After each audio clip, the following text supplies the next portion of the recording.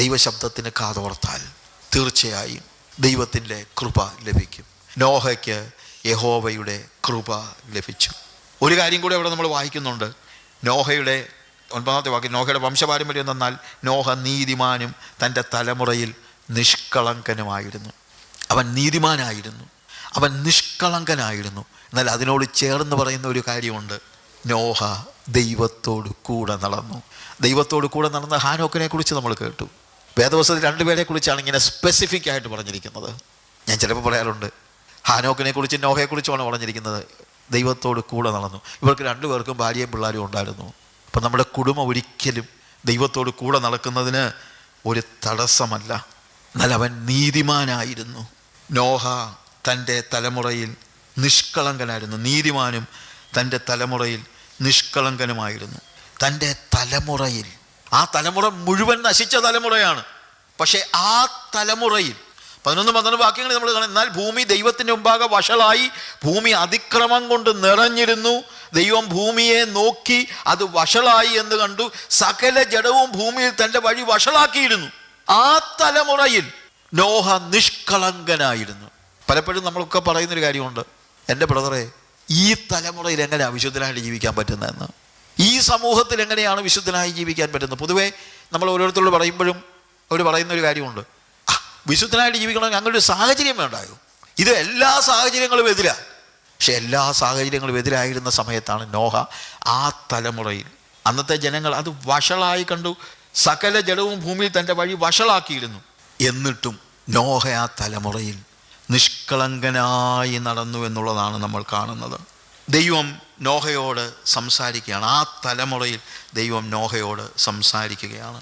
നമ്മൾ മനസ്സിലാക്കുന്നത്, ദൈവം പറഞ്ഞു, സകല ജഡവും അതിൻ്റെ അവസാനം എൻ്റെ മുമ്പിൽ വന്നിരിക്കുന്നു, ഭൂമി അവരാൽ അതിക്രമം കൊണ്ട് നിറഞ്ഞിരിക്കുന്നു, ഞാൻ അവരെ ഭൂമിയോടുകൂടെ നശിപ്പിക്കും. നീ, അതായത് അവരെ ഞാൻ നശിപ്പിക്കും, പക്ഷേ നിനക്കൊരു മിഷനുണ്ട്. ഞാനത് മൊത്തം വായിക്കുന്നില്ല. നീ ഗോഫർ മരം കൊണ്ട് പെട്ടകം ഉണ്ടാക്കുക. പെട്ടകം ഉണ്ടാക്കുന്ന കാര്യമൊക്കെ കർത്താവ് പഠിപ്പിക്കുകയാണ്. എന്നാൽ 18-ാമത്തെ വാക്യം വരുമ്പോൾ അതെല്ലാം അങ്ങനെയാണെങ്കിലും അവിടെ 17-ാമത്തെ വാക്യത്തിൽ ആകാശത്തിന് കീഴിൽ നിന്നുള്ള ജീവശ്വാസമുള്ള സകല ജഡത്തെയും നശിപ്പിപ്പാൻ ഞാൻ ഭൂമിയിലൊരു ജലപ്രളയം വരുത്തും, ഭൂമിയിലുള്ളതൊക്കെയും നശിച്ചു പോകും. എന്നാൽ നിന്നോടോ ഞാനൊരു നിയമം ചെയ്യും. നിന്നോടോ ഞാനൊരു നിയമം ചെയ്യും. നീ നിൻ്റെ പുത്രന്മാരും ഭാര്യമാരും പുത്രന്മാരുടെ ഭാര്യമാരും പെട്ടകത്തിൽ കടക്കണം. നിന്നോട് ഞാനൊരു നിയമം ചെയ്യും. ദൈവം നോഹയോട് ഒരു ഉടമ്പടി ചെയ്തു. പ്രിയമുള്ളവരെ, എല്ലാം വഷളായിരിക്കുമ്പോഴും ദൈവത്തോട് ഉടമ്പടി ചെയ്ത ഒരു കുടുംബമായിരിക്കണം നമ്മുടെ കുടുംബം. വ്യക്തികളായി നമ്മൾ ദൈവത്തോട് ചേർന്ന് നിൽക്കണം. പക്ഷേ നോഹയുടെ കാര്യത്തിൽ ഞാൻ സന്തോഷിക്കുന്നത് അവൻ കുടുംബത്തോടെ. യോശുവ പറയുന്നതാണ്, ഞാനും എൻ്റെ കുടുംബവുമോ ഞങ്ങൾ യഹോവയെ സേവിക്കും. ഇന്ന് ഞാൻ പ്രാർത്ഥിക്കുന്നതും അതാ. എൻ്റെ ഒരു പ്രധാന പ്രാർത്ഥന, കർത്താവേ, അനേക കുടുംബങ്ങളെ നിനക്ക് വേണ്ടി നീ നിലനിർത്തണമേ. വ്യക്തികളെ നിലനിർത്തണമെന്നുള്ളത് of course that is very necessary. പക്ഷെ കുടുംബങ്ങളെ, കർത്താവിന് വേണ്ടി നിലകൊള്ളുന്ന കുടുംബങ്ങളുണ്ടാകണം. നോഹ വ്യത്യസ്തനായിരുന്നു. അവൻ്റെ തലമുറയിൽ ഒരു വ്യക്തിയെക്കുറിച്ച്, ഇപ്പം നമ്മൾ ഹാബേലിനെ കുറിച്ച് പറഞ്ഞപ്പോൾ ലാമക്കിൻ്റെ കാര്യം പറഞ്ഞു, ഹാനോക്കിനെ കുറിച്ച് ഹാബേലിനെ കുറിച്ച് പറഞ്ഞപ്പോൾ കയീൻ്റെ കാര്യം പറഞ്ഞു, ഹാനോക്കിനെ കുറിച്ച് പറഞ്ഞപ്പോൾ ലാമക്കിൻ്റെ കാര്യം പറഞ്ഞു. എന്നാൽ നോഹയുടെ കാര്യം പറയുമ്പോൾ അങ്ങനെ ഒരു വ്യക്തിയുടെ കാര്യം മാത്രമല്ല, എല്ലാവരും നശിച്ചുപോയി, എല്ലാവരും. പക്ഷെ അവളെ ദൈവം പറയാണ്, ഞാൻ നിന്നോട് ഒരു നിയമം ചെയ്യും. അങ്ങനെ ദൈവം ഉടമ്പടി ചെയ്യുന്ന കുടുംബങ്ങൾ എഴുന്നേറ്റ് വരട്ടെ. നമ്മുടെ ഇടയിൽ ദൈവം ഉടമ്പടി ചെയ്യുന്ന കുടുംബങ്ങൾ എഴുന്നേൽക്കട്ടെ. ദൈവവുമായിട്ടുള്ള നിരന്തര സംസർഗത്തിലേക്ക് കടന്നു വരുന്ന കുടുംബങ്ങൾ എഴുന്നേറ്റ് വരട്ടെ. I am praying for that. അതിനുവേണ്ടി നമ്മൾ പ്രാർത്ഥിക്കണം. നമ്മുടെ കുടുംബങ്ങൾക്ക് വേണ്ടി പ്രാർത്ഥിക്കണം. നമ്മുടെ കുഞ്ഞുങ്ങൾക്ക് വേണ്ടി പ്രാർത്ഥിക്കണം. നോഹയും ഭാര്യയും മാത്രമല്ല, നോഹയുടെ പുത്രന്മാര്, നോഹയുടെ കുടുംബം മുഴുവനായിട്ട്. 7-ാമത്തെ അധ്യായം 1-ാമത്തെ വാക്യത്തിൽ കർത്താവ് പറയുന്ന, അനന്തരം യഹോവ നോഹയോട് കൽപ്പിച്ചെന്തെന്നാൽ, നീയും സർവ്വ കുടുംബവുമായി പെട്ടകത്തിൽ കടക്ക. ഞാൻ നിന്നെ ഈ തലമുറയിൽ എൻ്റെ മുമ്പാകെ നീതിമാനായി കണ്ടിരിക്കുന്നു. നീ നിന്റെ കുടുംബവുമായി, സർവ്വ കുടുംബവുമായി നീ പെട്ടകത്തിൽ കടക്ക. പ്രിയമുള്ളവരെ, നമുക്ക് ഈ സാഹചര്യത്തിൽ വ്യക്തികൾ ചിലരെങ്കിലും കർത്താവിനെയൊക്കെ അറിഞ്ഞു വരുന്നവരും ഉടമ്പടി ചെയ്യുന്നവരുമുണ്ട്. പക്ഷേ കുടുംബങ്ങളുടെ കാര്യം, നമ്മുടെ കുഞ്ഞുങ്ങളുടെ കാര്യമൊക്കെ ഒന്ന് ആലോചിച്ച് നോക്കിക്കേ. നമ്മളെടുത്ത വേദപുസ്തകം നമ്മുടെ കുഞ്ഞുങ്ങൾ എടുക്കുന്നുണ്ടോ? നമ്മളോട് ദൈവം അരുളി ചെയ്യുന്നത് വിശ്വസിക്കുകയും അനുസരിക്കുകയും ചെയ്യുന്ന കുഞ്ഞുങ്ങൾ നമുക്കുണ്ടോ? ദൈവം നോഹയോട് ഉടമ്പടി ചെയ്തു എന്ന് മാത്രമല്ല, കുടുംബമായി പെട്ടകത്തിലേക്ക് കടക്കുക. നോഹയുടെ കുടുംബം നോഹയോട് ചേർന്ന് നിന്നു എന്നുള്ളതാണ്. എബ്രായ ലേഖനം 11-ാം അധ്യായത്തിൻ്റെ 7-ാമത്തെ വാക്യം വായിക്കുമ്പോഴും അവിടെയും നമ്മൾ കാണുന്ന കാര്യം അതാണ്. അവിടെ വിശ്വാസത്താൽ നോഹ അതുവരെ കാണാത്തവയെക്കുറിച്ച് അരുളപ്പാടുണ്ടായിട്ട് ഭയഭക്തി പൂണ്ട് തൻ്റെ കുടുംബത്തിൻ്റെ രക്ഷയ്ക്കായിട്ട് ഒരു പെട്ടകം തീർത്തു.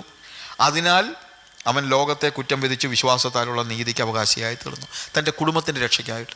കർത്താവ് പറയുന്നതും അതാ, നീ നിൻ്റെ കുടുംബവുമായിട്ട് നീ പെട്ടകത്തിൽ കടക്കാം. വേറെ ആർക്ക് വേണമെങ്കിലും കടക്കാം, ആർക്ക് വേണമെങ്കിലും. പക്ഷെ ആരും കടന്നില്ല. പക്ഷെ ആർക്ക് വേണമെങ്കിലും കടക്കാം. എന്നാൽ ഏറ്റവും കുറഞ്ഞത് അവൻ്റെ കുടുംബം അവൻ അനുസരിക്കുന്നതാണ് നമ്മൾ കാണുന്നത്. അവൻ കാര്യങ്ങളെ കർത്താവ് പറഞ്ഞതനുസരിച്ച് എല്ലാ കാര്യങ്ങളും അതുപോലെ ചെയ്യുന്നതായിട്ട് നമ്മൾ കാണുന്നു. ഉൽപ്പത്തി പുസ്തകത്തിലേക്ക് നമുക്ക് മടങ്ങി വരാം. 6-ാം അധ്യായത്തിൻ്റെ 22-ാം വാക്യത്തിൽ ദൈവം തന്നോട് കൽപ്പിച്ചതൊക്കെയും നോഹ ചെയ്തു, അങ്ങനെ തന്നെ അവൻ ചെയ്തു. ദൈവം നോഹയോട് കൽപ്പിച്ചതൊക്കെയും നോഹ ചെയ്തു, അങ്ങനെ തന്നെ അവൻ ചെയ്തു. അത് എടുത്തു പറയാം, അങ്ങനെ തന്നെ. അതായത് പൊത്തുരുത്തത്തിലല്ല, ഒരു ചെറിയ കാര്യത്തിൽ പോലും ഒരു കുറവില്ലാതെ, ഒരു കോംപ്രമൈസും ഇല്ലാതെ, ദൈവം പറഞ്ഞതിന് ഒരു കോംപ്രമൈസും ഇല്ല. ആ രീതിയിൽ 7-ാം അധ്യായത്തിൻ്റെ 5-ാം വാക്യത്തിലും യഹോവ തന്നോട് കൽപ്പിച്ച പ്രകാരമൊക്കെയും നോഹ ചെയ്തു എന്ന് നമ്മൾ കാണുന്നു. നോഹ ചെയ്തു. അതിൻ്റെ 7-ാമത്തെ വാക്യത്തിൽ നോഹയും പുത്രന്മാരും അവൻ്റെ ഭാര്യയും പുത്രന്മാരുടെ ഭാര്യമാരും ജലപ്രളയം നിമിത്തം പെട്ടകത്തിൽ കടന്നു. അവൻ്റെ കുടുംബം മൊത്തം അനുസരിച്ചു. നോഹ മാത്രമല്ല അനുസരിച്ചത്, അവരെല്ലാവരും അനുസരിച്ചു. ഞാൻ ചിലപ്പം പറയാറുള്ള ഒരു കാര്യമുണ്ട്, ഈ നോഹയുടെ കുഞ്ഞുങ്ങളെക്കുറിച്ച് എനിക്ക് ഭയങ്കര അപ്രീസിയേഷനാണ്, ബഹുമാനമാണ് നോഹയുടെ കുഞ്ഞുങ്ങളെക്കുറിച്ച്. അതിൻ്റെ കാര്യം എന്താണെന്ന് ചോദിച്ചാൽ, ഈ നോഹയുടെ കുഞ്ഞുങ്ങൾ ശരിക്കും ഇന്നത്തെ കാലഘട്ടം വെച്ച് നമ്മൾ ഒരു സ്കൂളിൽ പോകുകയാണെന്ന് വെച്ചു, സ്കൂളിലൊക്കെ പോകുമ്പം എല്ലാവരും ചോദിക്കുമല്ലോ, what your father is doing, നിൻ്റെ അപ്പൻ എന്നാ ചെയ്യുക? അപ്പോൾ അവർ പറയും, എൻ്റെ അപ്പനെ ഒരു കട നടത്തുക, അല്ലെങ്കിൽ എൻ്റെ അപ്പനെ ഒരു വേറെ എന്തെങ്കിലും ഹോസ്പിറ്റൽ നടത്തുക, എന്തെങ്കിലുമൊക്കെ കാര്യങ്ങളൊക്കെ പറയും. നോഹയുടെ മക്കളോട് കൂട്ടുകാർ ചോദിച്ചു, എടാ നിങ്ങളുടെ അപ്പൻ എന്നാ ചെയ്യുന്നത്? ഉടനെ പറഞ്ഞ്, ഞങ്ങളുടെ അപ്പനെ ഒരു വലിയൊരു കപ്പൽ പണിയുക. കപ്പൽ പണിയോ? എവിടെ? മെഡിറ്ററേനിയൻ സീയുടെ അടുത്ത് വല്ലതും ആണോ?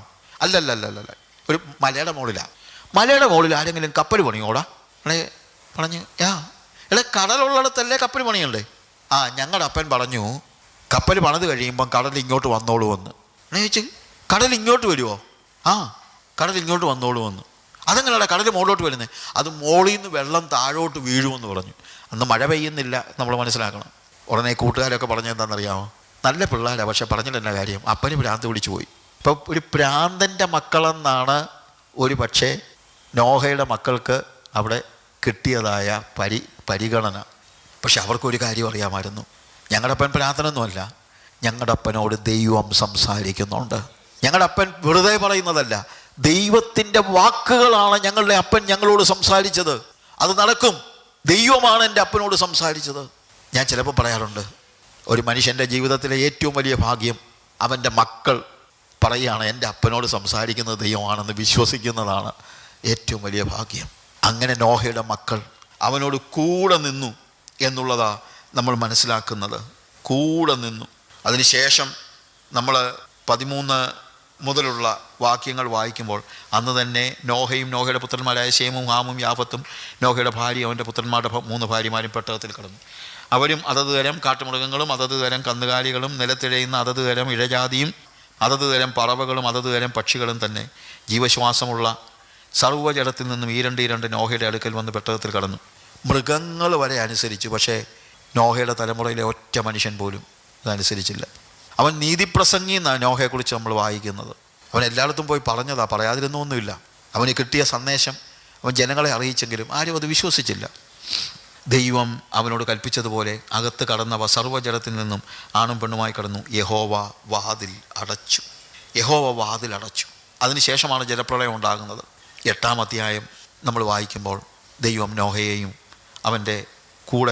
അവനോട് കൂടെ പെട്ടകത്തിലുള്ള സകല ജീവികളെയും സകല മൃഗങ്ങളെയും ഓർത്തു. ദൈവം ഭൂമിയിലൊരു കാറ്റടിപ്പിച്ചു, വെള്ളം നിലച്ചു. ഹല്ലേലൂയ. അവൻ്റെ തലമുറയിൽ ദൈവം നോഹയോട് സംസാരിച്ചത് മുഴുവൻ നോഹ വിശ്വസിച്ചു. ആ രീതിയിൽ നിലനിന്നു. അങ്ങനെ നിലനിന്നതുകൊണ്ട് ദൈവം അവനെയും കുടുംബത്തെയും ഭൂമിയിൽ ശേഷിപ്പിച്ചു. നമ്മൾ 8-ാം അധ്യായത്തിൻ്റെ 20-ാമത്തെ വാക്യം വരുമ്പോൾ അവിടെ കാണുന്നത്, നോഹ യഹോവയ്ക്ക് ഒരു യാഗപീഠം പണിതു. ശുദ്ധിയുള്ള സകല മൃഗങ്ങളിലും ശുദ്ധിയുള്ള എല്ലാ പറവകളിലും ചിലതെടുത്ത് യാഗപീഠത്തിന്മേൽ ഹോമയാഗം അർപ്പിച്ചു. നോഹ ഒരു യാഗപീഠം പണിതു. നോഹ ദൈവത്തോടെ ഉടമ്പടി ചെയ്തു. 6-ാം അധ്യായത്തിൻ്റെ 18-ാം വാക്യത്തിൽ നമ്മൾ കണ്ടത് ദൈവം നോഹയോടെ ഉടമ്പടി ചെയ്യുന്ന കാര്യമാണ്.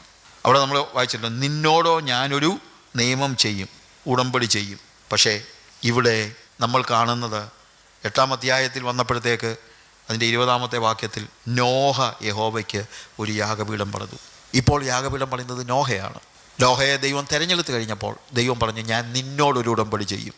ഇപ്പോൾ നോഹ പറയാണ്, ദൈവമേ, ഞാൻ ആ ഉടമ്പടി അംഗീകരിച്ചു, ഇതാ ഞാൻ നിന്നോട് ഒരു ഉടമ്പടി ചെയ്യുന്നു. യാഗപീഠം പണിതു.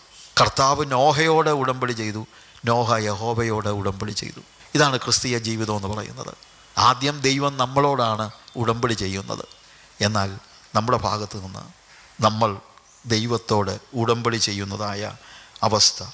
ഉടമ്പടിയെക്കുറിച്ച് അല്ലെങ്കിൽ യാഗത്തെക്കുറിച്ച് ഒത്തിരി കാര്യങ്ങൾ പഠിക്കാനുണ്ട്. നമുക്ക് എപ്പോഴെങ്കിലും അതിനെക്കുറിച്ച് പഠിക്കാം. ഇനിയും അബ്രഹാമിൻ്റെ ഒക്കെ യാഗത്തെക്കുറിച്ച് നമ്മൾ പറയുന്നുണ്ട്. എന്നാൽ 8-ാം അധ്യായത്തിൽ അതിൻ്റെ 21-ാമത്തെ വാക്യത്തിൽ ആ യാഗപീഠത്തിന്മേൽ ഹോമയാഗം അർപ്പിച്ചു. 21 യഹോവ സൗരഭ്യവാസന മണത്തപ്പോൾ യഹോവ തൻ്റെ ഹൃദയത്തിൽ അരുളി ചെയ്തു, ഞാൻ മനുഷ്യൻ്റെ നിമിത്തം ഇനി ഭൂമിയെ ശപിക്കുകയില്ല. യഹോവ സൗരഭ്യവാസന മണത്തപ്പോൾ ഞാനിനി, ദൈവം ഒരു ഉടമ്പടി പറയുകയാണ്. ദൈവം പറയുകയാണ്, ഇനി ഞാൻ ഈ ജനത്തെ മൊത്തമായിട്ട് നശിപ്പിക്കുകയില്ല. 22-ാമത്തെ വാക്യത്തിൽ ഭൂമിയുള്ള കാലത്തോളം വിതയും കൊയ്ത്തും ശീതവും ഉഷ്ണവും വേനലും വർഷവും രാവും പകലും നിന്നു പോകയില്ല. ശാപം മാറി അനുഗ്രഹം വരുന്നതായ ഒരവസ്ഥയാണ് നമ്മളിവിടെ കാണുന്നത്. ശാപം മാറി അനുഗ്രഹം വരുന്നതായ അവസ്ഥ. 9-ാം അധ്യായത്തിൽ വീണ്ടും നോഹയെക്കുറിച്ച് നമ്മൾ പറയുമ്പോൾ താഴോട്ട് വായിക്കുന്നു അവൻ്റെ മക്കളുടെ കാര്യമൊക്കെ. അതിനെക്കുറിച്ച് നമുക്ക് ഒത്തിരി പഠിക്കാൻ ആവശ്യമില്ല. ദൈവം നോഹയെ തെരഞ്ഞെടുത്തു. മനുഷ്യൻ ദൈവത്തോട് മത്സരിച്ചപ്പോൾ ദൈവ മക്കൾ എന്ന് വിളിക്കപ്പെട്ടിരുന്നവർ ദൈവത്തെ നിഷേധിച്ച് ദൈവിക പാത വിട്ടുപോയപ്പോൾ ഭൂമിയിലുള്ള സകല ജനങ്ങളും, അന്ന് ഭൂമിയിലുണ്ടായിരുന്ന സകല മനുഷ്യരും ദൈവത്തിന് വിരോധമായി നിന്നപ്പോൾ നോഹ ഒറ്റയ്ക്ക് വേർപെട്ടവനായി ദൈവത്തോട് ചേർന്ന് നിന്നു. നമ്മുടെ ചുറ്റുപാടുകളിൽ ഒരുപക്ഷെ നമ്മുടെ ആത്മീയത മനസ്സിലാക്കുന്നവർ പോലും കാണത്തില്ല.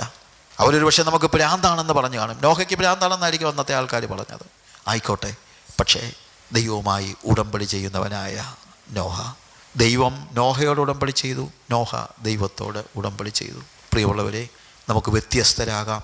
അതിനുവേണ്ടി നമുക്ക് ഏൽപ്പിച്ചു കൊടുക്കാം. ദൈവമായ കർത്താവ് നമ്മെ സഹായിക്കുമാറാകട്ടെ.